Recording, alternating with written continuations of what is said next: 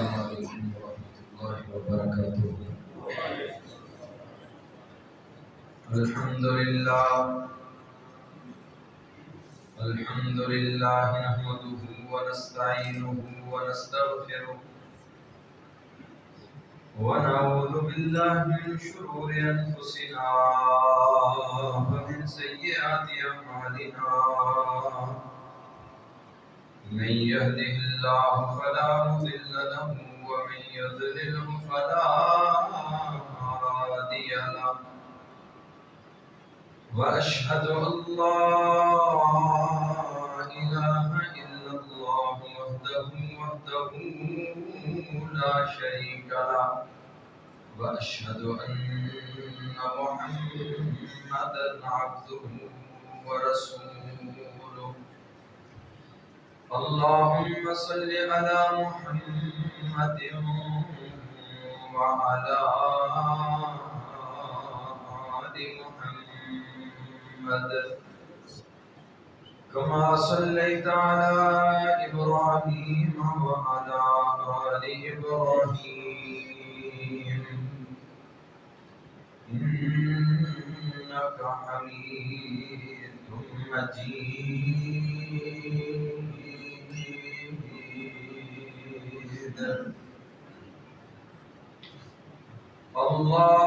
اللهم بارك على محمد وعلى آل محمد كما باركت على إبراهيم وعلى آل إبراهيم إنك حميد مجيد۔ أما بعد فإن خير الحديث كتاب الله، وخير الهدي هدي محمد صلى الله عليه وسلم، وشر الأمور محدثاتها، وكل محدثة بدعة، وكل بدعة ضلالة، وكل ضلالة في النار۔ رب اشرح لي صدري ويسر لي أمري واحلل عقدة من لساني يفقهوا قولي، رب زدني علما، رب زدني علما۔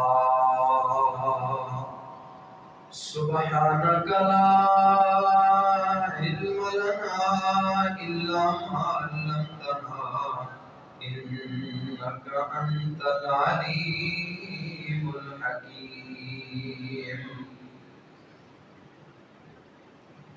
أما بعد فأعوذ بالله السميع العليم من الشيطان الرجيم، من همزه ونفخه ونفسه، بسم الله الرحمن الرحيم۔ فسبح بحمد ربك وكن من الساجدين، واعبد ربك حتى يأتيك اليقين۔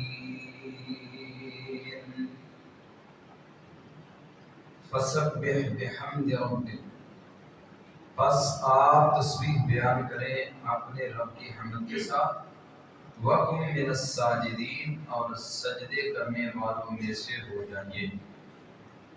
وَاعْبُدْ رَبَّكَ، اپنے رب کی عبادت کریں، حَتَّى يَأْتِيَكَ الْيَقِينُ، حتیٰ کہ آپ کو موت آ جائے۔ اللہ تعالیٰ کی مختصر حمد و ثنا کے بعد ان گنت لا تعداد درود و سلام ہوں امام الکل ختم الرسول ہادی السبل جناب محمد الرسول اللہ صلی اللہ علیہ وسلم کی عظیم ہستی پہ، جس ہستی مقدس و مطلع کی محنت و کوشش سے اللہ خالق و مالک کائنات نے مجھے اور آپ کو عقیدہ توحید جیسی عظیم نعمت سے مالا مال فرمایا ہے۔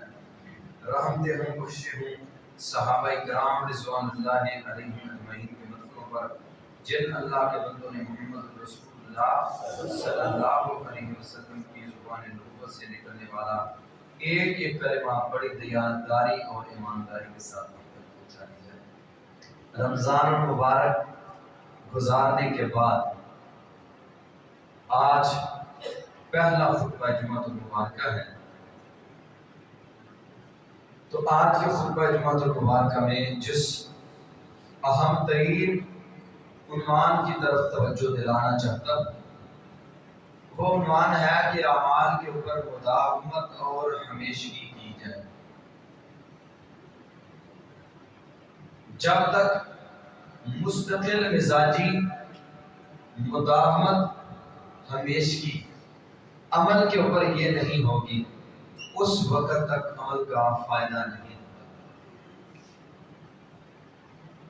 اور اس تناظر میں ہمارے لیے کھلی کتاب ہے صحابہ کرام رضوان اللہ علیہم اجمعین کی زندگی، کہ وہ اعمال کے اوپر کیسے مداومت اور ہمیشگی کرتے تھے۔ آپ نے دیکھا رمضان المبارک آیا، رمضان المبارک میں کئی لوگوں نے ماشاءاللہ بھرپور محنت کی، کوشش کی، لیکن وہ کوشش وہ محنت رمضان کی حد تک تو تھی، جو ہی رمضان گزرا تو وہ بھی نظر نہیں آیا۔ فیس بک کے اوپر لوگوں نے اشتہارات دیے ہوئے ہیں، کچھ نماز عید ادا کرنے کے بعد گم ہو چکے ہیں، وہ میسر نہیں آ رہے، ان کی تلاش کے لیے ہیں۔ کیا مطلب کہ رمضان گیا اور نمازیں بھی گئی، رمضان گیا روزے بھی گئے، رمضان گیا نفل و نوافل بھی گئے، رمضان گیا مسجد بھی۔ میں نے عید کے خطبے میں بھی اس چیز کی طرف تھوڑی سی توجہ دلائی تھی کہ جس بندے کو رمضان المبارک کے بعد مستقل بنیادوں پہ مسجد کی معیت اور مسجد کا ساتھ مل گیا، حقیقی معنوں میں رمضان سے فائدہ ہی اس نے اٹھایا۔ جو رمضان گزر جانے کے بعد مسجد سے گم ہو گیا، اس نے رمضان سے فائدہ نہیں اٹھایا۔ میری اور آپ کی ماں سید عائشہ صدیقہ رضی اللہ تعالی عنہ، جب صحابہ کرام رضوان اللہ علیہم اجمعین میں سے کسی کا بھی نام آئے تو بغیر سوچے سمجھے آپ ان کے لیے رضی اللہ عنہ کے الفاظ کہا۔ ام المومنین سید عائشہ صدیقہ رضی اللہ تعالی عنہ فرماتی ہیں، میں نے محمد رسول اللہ صلی اللہ علیہ وسلم سے سوال کیا کہ اے پیارے محبوب جناب محمد کریم علیہ السلام، مجھے یہ بتلائیں کہ اللہ کے ہاں احب ترین عمل کون سا ہے؟ اللہ کو سب سے زیادہ عمل کون سا پیارا لگتا ہے بندے کو؟ اور بعض روایات کے الفاظ ہے افضل العمل، ای العمل افضل الی اللہ، ای العمل احب الی اللہ، دونوں اس میں تفصیل کے سیغے ہیں۔ کون سا عمل ہے جو اللہ کو بہت زیادہ پیارا ہے؟ کون سا عمل ہے جس کی اللہ کے ہاں بہت زیادہ فضیلت؟ تو رسول اللہ صلی اللہ علیہ وسلم نے فرمایا ادومھا وَإِنْ قَلَّ، ادومھا وَإِنْ قَلَّ، عائشہ جس عمل کے اوپر مداومت ہو، ہمیشگی ہو، مستقل مزاجی ہو، عمل کرنے والا اس عمل پہ مستمر رہتا ہے، ناغہ نہیں کرتا، مسلسل اس عمل کو کرتا رہتا ہے، وہ عمل تھوڑا بھی ہو رب ذوالجلال اس پہ اجر بہت بڑے عطا فرماتے ہیں۔ عمل تھوڑا بھی ہو لیکن مستقل ہو، مداومت کے ساتھ آپ معاشرے میں بھی دیکھتے ہیں جو بندہ کسی کام میں مستقل مزاجی اختیار کر لیتا ہے لوگ اس کے باقاعدہ اس کی مثالیں دیتے ہیں، یار اس بندے کو دیکھا بڑا مستقل مزاج، فلاں کام کرتا ہے، فلاں ٹائم پہ اس نے کرنا ہوتا ہے اور مسلسل کر رہا ہے، یعنی آپ اس کی پہچان بن جاتی ہے، اس کا تعارف بن جاتا ہے لوگوں سے۔ نبی کریم صلی اللہ علیہ وسلم نے فرمایا عائشہ جس عمل پہ کرنے والا ما داوم علیہ صاحبہ اس کو کرنے والا اس پہ مداومت، اس پہ ہمیشگی اختیار کرے، استمرار مستقل مزاجی کے ساتھ اس پہ عمل پیرا ہو جائے، اللہ رب العزت کو وہ عمل بندے کا بہت زیادہ پسند آتا ہے۔ اس کی ایک مثال دیتا ہوں، سیدنا بلال رضی اللہ تعالی عنہ، نبی مکرم صلی اللہ علیہ وسلم فرماتے ہیں میں نے بلال کے قدموں کی آہٹ سمیت دفن علیہ فی الجنہ،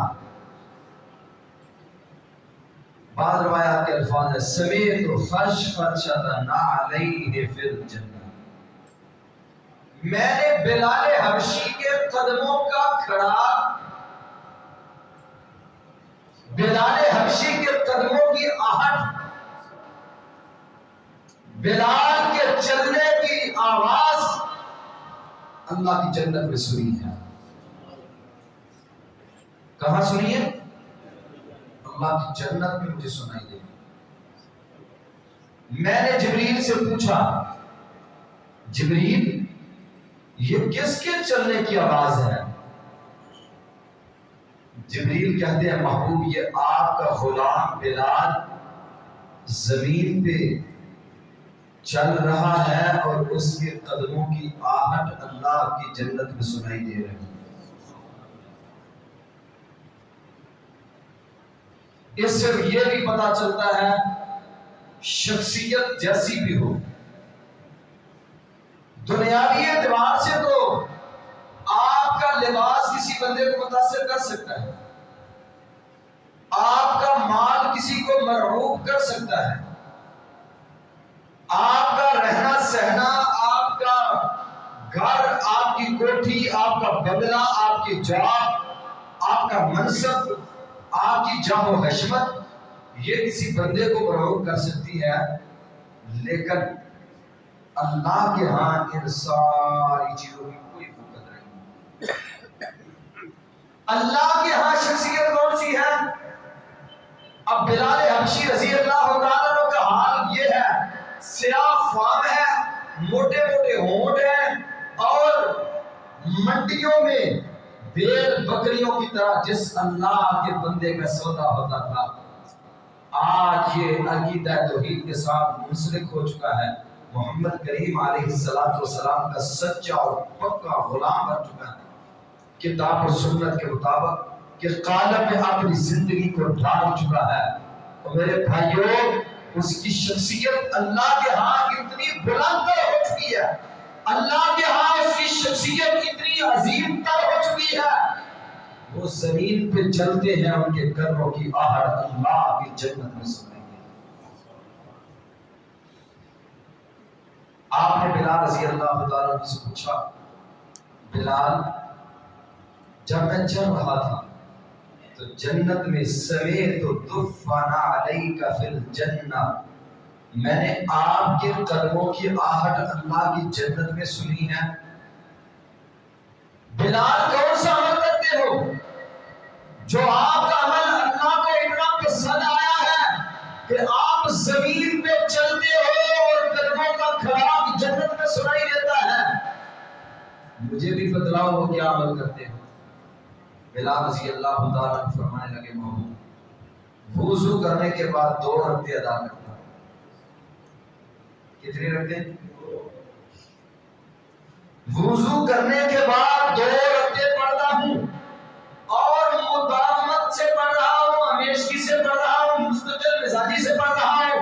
جس دن سے میں نے 2 رکعتوں کے متعلق سنا ہے اس دن سے لے کر آج تک زندگی میں کبھی ایسے میں نے وضو کیا ہو اور میں نے 2 رکعتیں نہ پڑھی ہو، وہ وضو میں نے نماز کے لیے کیا ہے، تبھی ویسے بھی عمومی حالات میں بھی باوضو رہنے کی کوشش کرتا ہوں، اور جب وضو کرتا ہوں 2 رکعتیں ادا کرتا ہوں۔ اللہ کے پیارے حبیب علیہ الصلوۃ والسلام نے فرمایا بلال تیرا یہ عمل اللہ کو اتنا پسند ہے، تو چلتا زمین پہ ہے، تیرے قدموں کی آہٹ اللہ کی جنت میں سنائی دیتی ہے۔ اور نبی کریم صلی اللہ علیہ وسلم نے فرمایا یہ وضو کرنے کے بعد 2 رکعتیں ادا کرنا اللہ کے ہاں کتنا عظیم عمل ہے۔ رسول اللہ صلی اللہ علیہ وسلم سے عمر بن ابسہ رضی اللہ تعالیٰ عنہ حدیث کو بیان فرماتے ہیں، آپ نے فرمایا جو بندہ وضو کرتا ہے، ہاتھ دھوتا ہے، اللہ ہاتھوں کے گناہوں کو معاف کر دیتے ہیں۔ کلی کرتا ہے، زبان سے جو غلط سلط نکلا تھا اللہ اس کو معاف کر دیتے ہیں۔ چہرہ دھویا، اللہ چہرے کے گناہوں کو معاف کر دیتے ہیں۔ پاؤں دھوئے، اللہ نے پاؤں کے گناہوں کو معاف کر دیا۔ ان صلیت رکعتین، اگر وضو کرنے کے بعد آپ 2 رکعتیں پڑھ لیتے ہیں، کتنی رکعتیں؟ سارے بولیں، وضو کرنے کے بعد 2 رکعتیں آپ پڑھ لیتے ہیں، خرجت من خطایاک کیوم ولدت کہم، آپ اپنے گناہوں سے ایسے صاف ہو چکے ہیں جیسے ابھی آپ کی ماں نے آپ کو جنم دیا ہے۔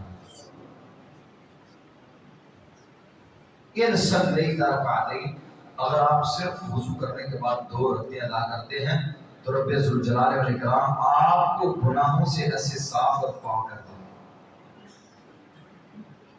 جب یہ حدیث بیان کی عمر بن ابسہ رضی اللہ تعالیٰ عنہ نے، تو سننے والوں نے کہا انظر ماذا تقول، آپ سوچ سمجھ کے بیان کریں، کیا بیان کر رہے ہیں؟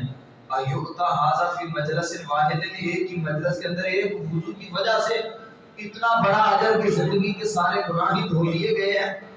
انظر ماذا تقول، عمر سوچ سمجھ کر بیان کرو، آپ بھول تو نہیں گئے ہو؟ کہا آپ کو کیا محسوس ہو رہا ہے؟ کبرت سنی ورق عزمی،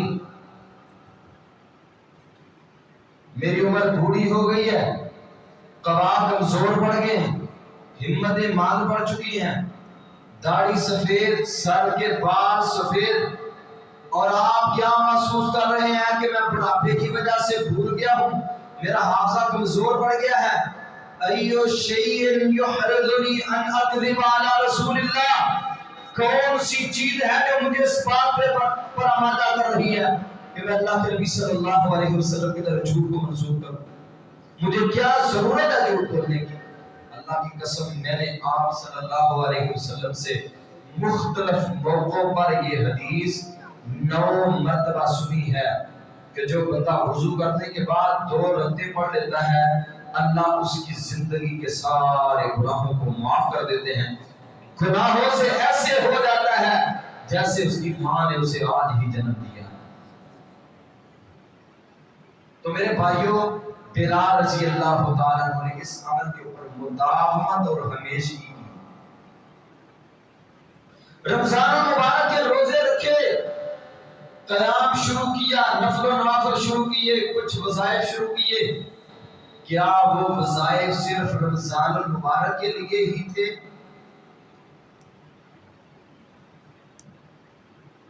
کیا وہ نفل و نوافل صرف رمضان المبارک کے لیے ہی تھے؟ رمضان کے بعد نوافل کی ضرورت نہیں رہتی، رمضان کے بعد نمازوں کی ضرورت نہیں رہتی، رمضان کے بعد اللہ کے دروں کے ساتھ تعلق، اللہ کے دروں سے مضبوطی کے ساتھ چمٹے رہنا، کیا یہ ہماری ضرورت نہیں ہے؟ فرمایا اللہ کے ہاں افضل ترین عمل وہ ہے جس پہ کرنے والا ہمیشگی مداومت مستقل مزاجی کے ساتھ کرتا ہے۔ رب ذوالجلال والاکرام کے ہاں اس عمل کی بہت ویلیو ہے، جس طرح بلال رضی اللہ تعالیٰ عنہ کی 2 رکعتوں کی اتنی ویلیو کہ وہ چلتے زمین پہ تھے، ان کے قدموں کی آہٹ اللہ کی جنت میں سنائی دیتی تھی۔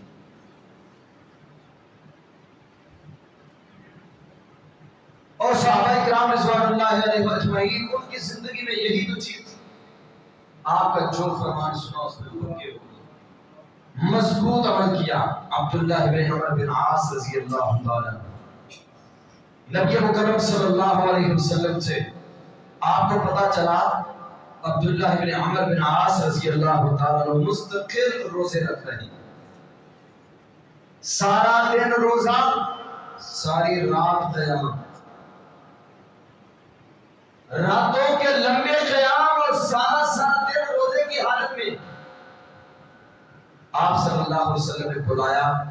آپ نے فرمایا عبداللہ مجھے پتا چلا ہے آپ مستقل روزے رکھ رہے ہو، رات کو لمبے لمبے قیام کرتے ہو۔ کہا جی اللہ کے رسول بات تو ایسے ہی ہے۔ آپ نے فرمایا اِنَّ لِجَسَدِكَ عَلَيْكَ حَقًّا، آپ کے جسم کا بھی آپ کے اوپر حق ہے، آپ کی آنکھوں کا بھی آپ کے اوپر حق ہے، آپ کے گھر والوں کا بھی آپ کے اوپر حق ہے، آپ کے مہمانوں کا بھی آپ کے اوپر حق ہے۔ آپ ایسے کیا کرو، سوموار اور جمعرات کا روزہ رکھا کرو، سوموار اور جمعرات کا روزہ، سوموار اور جمعرات کا روزہ رکھا کرو، اللہ آپ کو پورا ہفتہ روزے رکھنے کا اجر اور ثواب عطا فرمائے۔ عبداللہ بن عمر رضی اللہ تعالیٰ عنہ کہنے لگے انا استطیع اکثر من ذلك یا رسول اللہ، اللہ کے رسول صلی اللہ علیہ وسلم میں سے زیادہ روزے رکھنے کی استطاعت رکھتا ہوں۔ آپ نے فرمایا پھر ایام 20 کے 3 روزے رکھا کرو، ایام 20 کے 13، 14 اور 15، 13، 14 ہر چاند کی 13، 14 اور 15 کے روزے رکھا کرو، ہر ہفتے کے بھی رکھتے جاؤ اور ایام 20 کے روزے بھی رکھو۔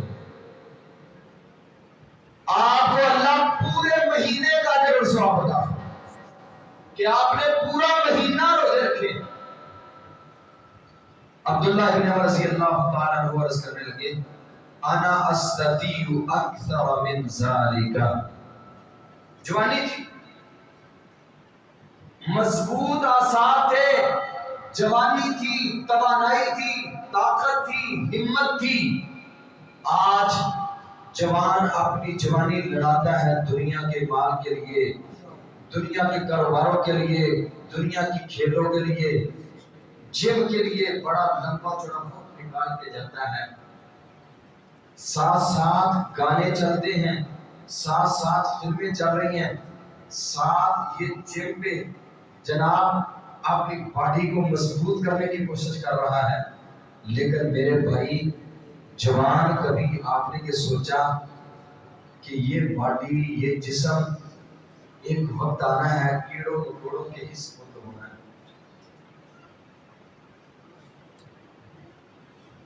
اس جوانی میں کبھی آپ نے ایسی محنت بھی کی، جوانی میں روزے رکھوں، قیام کروں، نفل و نوافل زیادہ پڑھوں، یہ بھی جوان ہے؟ کہا اللہ کے رسول میں اس سے بھی زیادہ استعداد رکھتا ہوں۔ آپ نے فرمایا صوم صوم داؤد، پھر آپ داؤد علیہ السلام کا روزہ رکھا کرو۔ کہا محبوب وہ کون سا روزہ ہے؟ کانا یصوم یوما و یفطر یوما، ایک دن روزہ رکھ لیتے، ایک دن چھوڑ دیتے، ایک رکھ لو، ایک دن رکھ لو، ایک دن چھوڑ دو، ایک دن رکھ لو، ایک دن چھوڑ دو۔ یہ داؤد علیہ السلام کا روزہ تھا، اور اللہ کے ہاں سب سے محبوب ترین روزہ داؤد علیہ السلام کا تھا۔ فرمانے لگے انا استطیع اکثر من ذالک، میں اس سے بھی زیادہ روزے رکھنے کی استطاعت رکھتا ہوں۔ یہ بھی جوان تھے، سبحان اللہ، ساری جوانی اللہ کے دین کے لیے صرف کر دی۔ آپ نے فرمایا لا صام من صام ابدا جس نے ہمیشہ روزہ رکھا رب ذوالجلال والاکرام اس کا روزہ قبول ہی نہیں فرماتے. لا صام من صام الابد، جس نے ہمیشہ روزہ رکھا اس کا کوئی روزہ نہیں، اس کے روزے کی کوئی برکت نہیں ہوئی. ہمیشہ روزہ رکھنے کی اجازت، ہمیشہ سے مراد یہ ہے کہ مستقل ہر روز سوائے رمضان المبارک کے کسی مہینے میں مسلسل اس طرح روزے رکھنے کی اجازت نہیں.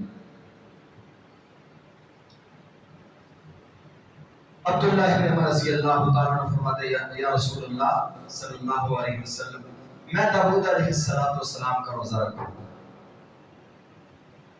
کیونکہ آگے تو بہت سخت وعید آ گئی کہ جس نے ہر روز روزہ رکھا اس کا روزہ ہے ہی نہیں.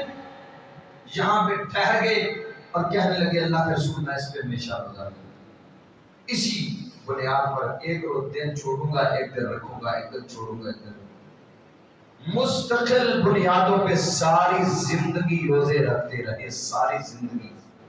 صحیح مسلم کے اندر امام مسلم رحمہ اللہ تعالی نے اس روایت کو ذکر کیا ہے. عبداللہ ابن عمر رضی اللہ تعالی عنہ فرماتے ہیں فلما کبرت، جب میں بوڑھا ہو گیا، جب قوات کمزور پڑ گئے، جب ہمت مات پڑ گئی، جب اعصاب کمزور ہو گئے، تو پھر کہا کرتے تھے یا لیتنی قبلت رخصتا من رسول اللہ، کاش میں اللہ کے نبی صلی اللہ علیہ وسلم سے اس وقت رخصت قبول کر لیتا کہ کبھی سوموار اور جمعرات کا رکھ لیا، کبھی ایام 20 کے رکھ لیے، اسی طرح بس سلسلہ جاری و ساری رہتا. تو آج بڑھاپے میں مجھے اس قدر پریشانی اور اس قدر جو ہے وہ مشقت کا سامنا نہ کرنا پڑتا. بڑھاپا جب آ جاتا ہے بندہ کمزور پڑ جاتا ہے، ہمت مان پڑ جاتی ہے، پھر اس طرح عمل نہیں کر پاتا جس طرح جوانی میں صحت کے ایام میں بندہ اللہ کی عبادت کر سکتا ہے. تو پھر فرمایا کرتے تھے یا لیتنی قبلت رخصتا من رسول اللہ، کاش میں اس وقت اللہ کے نبی سے رخصت کو قبول کر لیتا. تو اس واقعے کو بیان کرنے کا بنیادی مقصد کیا ہے کہ اپنی جوانی کے ایام میں شروع کیا ہوا عمل بڑھاپے تک جاری و ساری رہا. رسول اللہ صلی اللہ علیہ وسلم نے فرمایا افضل العمل ما داوم علیہ صاحبہ، افضل ترین عمل اللہ کے ہاں وہ ہے جس پہ کرنے والا مداومت اور ہمیشگی اختیار کرتا ہے. ایک دن تہجد پڑھ لی، ایک دن تہجد پڑھ لی اور دوسرے دن نماز بھی نہ پڑھی،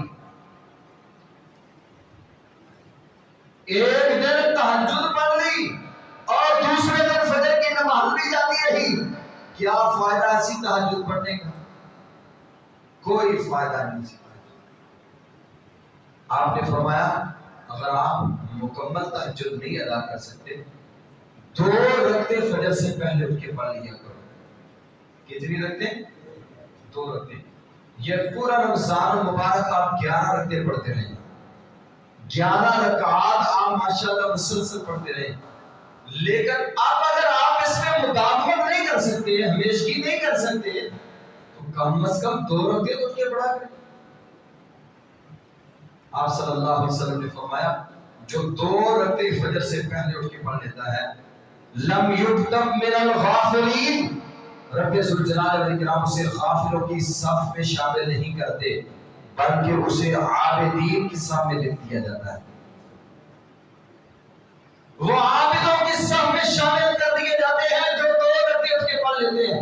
اگر ہم رمضان المبارک میں تو 11 رکعتیں پڑھتے رہے، لیکن رمضان جانے کے بعد وہ 11 کی 11 رکعتیں جاتی رہی، پھر 11 مہینے فارغ. یہ کیا عمل ہوا ہے؟ اگر یہ 11 رکعتیں آپ کو 2 رکعتوں کے اوپر بھی مداومت اور ہمیشگی کی عادت ڈال کے نہ گئی تو پھر آپ سمجھ لیں کہ آپ کا رمضان المبارک کا قیام کرنا آپ کو کچھ فائدہ نہیں دے گا. کوشش کریں کہ اسی مداومت کے ساتھ، اسی مستقل مزاجی اور ہمیشگی کے ساتھ فجر سے پہلے اٹھیں، 2 رکعتیں ادا کریں، اللہ آپ کو تہجد پڑھنے والوں میں شامل فرما دیں گے انشاءاللہ۔ اللہ رب العزت فرماتے ہیں وَاعْبُدْ رَبَّكَ حَتَّى يَأْتِيَكَ الْيَقِينُ۔ یہ نہیں ہے رمضان آیا تو پڑھ لیا بس، رمضان گیا تو فارغ نہیں۔ وَاعْبُدْ رَبَّكَ حَتَّى يَأْتِيَكَ الْيَقِينُ، آپ اپنے رب کی عبادت اس طرح کریں اور اس وقت تک کرتے رہیں کہ جب تک آپ کو موت نہیں آتی، اس وقت تک اپنے اللہ کی عبادت کریں۔ اور قربان جاؤ، صحابہ کرام تو عمل میں اس قدر مضبوط لوگ تھے اور جو عمل شروع کرتے اس پہ اس قدر پکے ہوتے تھے۔ نبی کریم صلی اللہ علیہ وسلم نے عصر کی نماز پڑھائی، عصر کی نماز پڑھانے کے بعد آپ لوگ ادھر رخ کر کے بیٹھے۔ آپ نے نماز جب آپ پڑھا رہے تھے تو ایک آدمی باہر سے آیا، اس نے آ کے نماز شروع کی۔ نماز شروع کر کے اس نے 3 کلمات پڑھے تھے، یعنی 3 جملے، اللہ اکبر کبیرہ، اللہ اکبر، سارے پڑھیں، اللہ اکبر کبیرہ والحمدللہ کثیرہ سبحان اللہ بکرۃ واصیلا۔ یہ آپ نماز عید کی جو تسبیحات پڑھتے رہے ہیں، تسبیحات میں بھی یہ کلمات پڑھے جاتے ہیں، اللہ اکبر کبیرہ والحمدللہ کثیرہ سبحان اللہ بکرۃ واصیلا۔ اس آدمی نے یہ کلمات نماز میں استفتاح الصلاۃ کی دعا میں یہ دعا پڑھی۔ رسول اللہ صلی اللہ علیہ وسلم نماز پڑھ کے فارغ ہوئے، لوگ نے روک دیا۔ آپ نے فرمایا من القائل کلمۃ کذا و کذا، یہ فلاں فلاں کلمات کس نے پڑھے ہیں؟ وہ صحابی کہتا ہے انا یا رسول اللہ، اللہ کے رسول میں نے یہ کلمات پڑھے ہیں۔ آپ نے فرمایا عجبت لہن فتحت لہن ابواب السماء، مجھے ان کلمات کے پڑھنے پر بڑا تعجب ہوا، مجھے وردہ حیرت میں ڈال دیا ان کلمات نے۔ جب آپ نے ان کلمات کو پڑھا تھا فتحت لہن ابواب السماء، 7 آسمانوں کے رب ذوالجلال نے سارے دروازے ہی کھول دیے۔ 7 آسمانوں کے سارے دروازے کھلے ہوئے تھے جب آپ نے ان کلمات کو پڑھا۔ اور مالک کائنات فرماتے ہیں میرے بندے، جب میں تیرے لیے سارے دروازے کھول دیتا ہوں تو اس کا مطلب یہ ہوتا ہے کہ میرے بندے تو زمین پہ میرے سے مانگتا جا، میں آسمانوں سے تجھے عطا کرتا ہوں۔ عبداللہ بن عمر رضی اللہ تعالیٰ عنہ حدیث کے راوی ہیں، سنن ترمذی کی یہ روایت ہے۔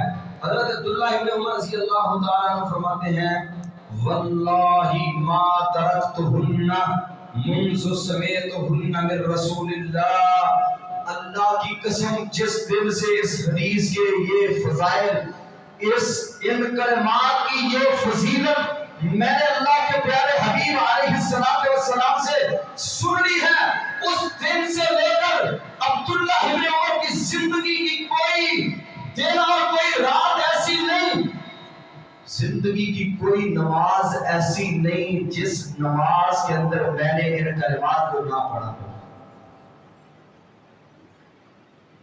اسے کہتے ہیں عمل کے اوپر مداومت، ہمیشگی، مستقل مزاجی۔ آپ فرماتے ہیں ساری زندگی کی میری کوئی نماز ایسی نہیں جس نماز میں نے ان کلمات کو نہ پڑھا ہو، اللہ اکبر کبیرہ والحمدللہ کثیرہ سبحان اللہ بکرۃ واصیلا۔ اس مداومت، اس ہمیشگی کے ساتھ اپنے شروع کیے ہوئے رمضان کے جو اعمال ہیں ان پہ اوپر اپنے آپ کو کاربند رکھیں۔ انشاءاللہ الرحمن اللہ کے فضل و کرم سے آنے والا رمضان اگر اللہ نے زندگی میں نصیب کر دیا تو اس رمضان سے پہلے آپ اپنی زندگی کے حالات دیکھنا، دنیاوی اعتبار سے بھی دینی اعتبار سے بھی انشاءاللہ اللہ کریم آپ کو بہت ساری بلندیاں اور فوقیتیں عطا فرمائے۔ آخری حدیث سنیں، میں گفتگو ختم کروں۔ نبی کریم صلی اللہ علیہ وسلم کی گھر والی سیدہ ام حبیبہ رضی اللہ تعالی عنہا فرماتی ہے میں نے اپنے سرتاج محمد کریم علیہ السلام سے ایک حدیث سنی، من صلی اثنتی عشرۃ رکعۃ فی یوم ولیلۃ بنیت لہ بہن بیت فی الجنہ، جس بندے نے دن رات میں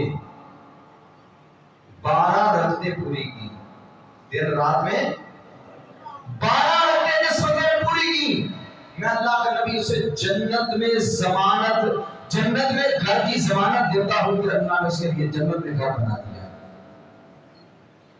ام المؤمنین ام حبیبہ رضی اللہ تعالیٰ عنہا فرماتی ہیں جب اس حدیث کو بیان کرتی ہیں صحابہ کرام کو، فرماتی ہیں واللہ ما ترکتہن منذ سمعتہن من رسول اللہ، جس دن سے میں نے اللہ کے پیارے حبیب علیہ السلام سے ان رکعات کی یہ فضیلت سن لی ہے، اس دن سے لے کر آج تک میری زندگی کے کوئی دن اور رات ایسے نہیں جن میں میں نے ان 12 رکعتوں کو پورا نہ کیا۔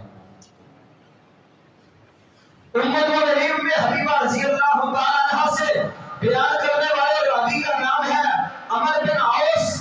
عمر بن اوس کہتے ہیں واللہ ما ترکتہن منذ سمعتہن من ام المؤمنین، جس دن سے یہ حدیث میں نے ام المؤمنین ام حبیبہ رضی اللہ تعالیٰ عنہا سے سنی ہے، اس دن سے لے کر میری زندگی کے کوئی دن رات ایسے نہیں ہے جن میں میں نے 12 رکعتوں کو پورا نہ کیا۔ ان کے شاگردوں سے سننے والے ہیں امسا رحمہ اللہ تعالی۔ امسا کہتے ہیں واللہ ما ترکتہن منذ سمعتہن من عمرو بن اوس، جس دن سے میں نے اس حدیث کو عمر بن اوس سے سنا ہے، اس دن سے لے کر آج تک میری زندگی کے کوئی دن رات ایسے نہیں جن میں نے 12 رکعتوں کو نہ پڑھا ہو۔ عمر بن اوس کے شاگرد ہیں نعمان بن سالم۔ نعمان بن سالم کہتے ہیں واللہ ما ترکتہن منذ سمعتہن من انبسا، اللہ کی قسم جس دن سے میں نے یہ روایت انبسا رحمہ اللہ سے سنی ہے، اس دن سے لے کر آج تک میری زندگی کے کوئی دن رات ایسے نہیں جن میں میں نے ان 12 رکعتوں کو نہ پڑھا ہو۔ ضمانت کتنی بڑی ہے، ضمانت کتنی بڑی ہے۔ فرمایا 12 رکعتیں تو پوری کر لو، جنت میں رب آپ کے لیے گھر بنا دے گا۔ یہ 12 رکعتیں کون کون سی ہیں؟ فجر سے پہلے 2 رکعتیں، فجر سے پہلے سارے بول لیں، فجر سے پہلے 2 رکعتیں، فجر سے پہلے 4 ظہر سے پہلے کتنی ہو گئی؟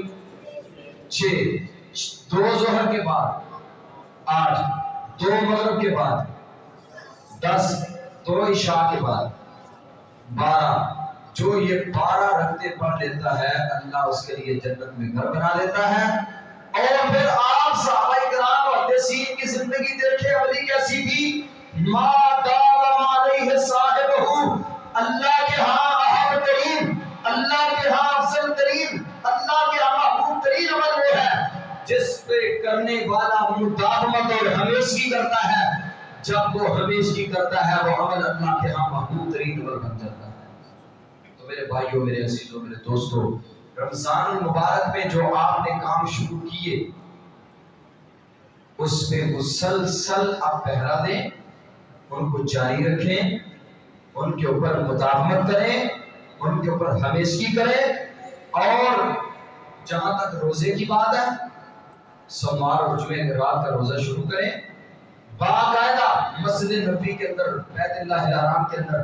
جو لوگ مسجد نبوی میں اور بیت اللہ الحرام میں گئے ان کو پتہ ہے غیر رمضان میں بھی افطاری کے لیے وہاں دسترخوان سجے ہوئے ہوتے ہیں، غیر رمضان میں۔ کیوں؟ سمار والے دن اور جمعرات والے دن لوگ وہاں پہ حاضر ہوتے ہیں، کھجوریں، قہوہ، دیگر اشیاء جن لوگوں نے سمار کا اور جمعرات کا روزہ رکھا ہوا ہوتا ہے ان کی افطاری کروائیں گے۔ اور آپ بھی اپنی اس مسجد کے اندر شروع کریں، اپنی مسجد میں شروع کریں، 1 2 3 4 بھائی مل کے سمار کا روزہ رکھیں، سمار والے دن ادھر دسترخوان لگائیں، ادھر آپ کی افطاری کریں۔ جمعرات کا روزہ رکھیں، جمعرات والے دن مسجد میں آ کے افطاری کریں، دسترخوان لگا کے لوگوں کے سامنے افطاری کریں، تاکہ آپ کے ساتھ جو دیگر احباب مسجد کے نمازی ہیں وہ بھی آپ کے ساتھ ملتے جائیں۔ اسی طرح یہ بہترین ایک عمل کی روش ہوگی جو آپ کے لیے بہترین صدقہ جاریہ بن جائے گی انشاءاللہ۔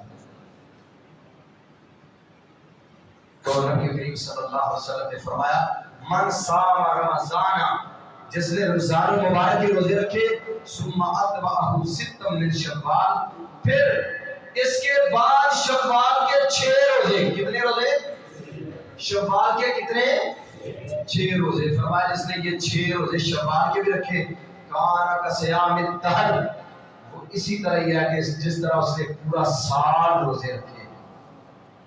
پورا سال روزہ رکھنے کا اللہ اجر و ثواب عطا فرماتا ہے اس بندے کو جو رمضان کے پورے روزے رکھنے کے بعد شوال کے 6 روزے پورے کرتا ہے۔ تو کوشش کریں کہ شوال کے یہ جو روزے ہیں، پہلی فرصت میں، اول فرصت میں، ابھی تو جسم بھی آتی ہے، سوچ فکر بھی آتی ہے، فوراً یہ 6 روزے بھی رکھ لیں۔ اللہ تعالیٰ سے دعا ہے کہ اللہ مجھے اور آپ کو عمل کی توفیق نصیب فرمائے، اور اللہ رب العزت ہم نے جو رمضان المبارک میں اعمال شروع کیے ان کے اوپر مداومت اور ان کے اوپر ہمیشگی کرنے کی اللہ ہمیں توفیق عطا فرمائے۔ اقول قولی ھذا استغفر اللہ لی و لکم ولسائر المسلمین۔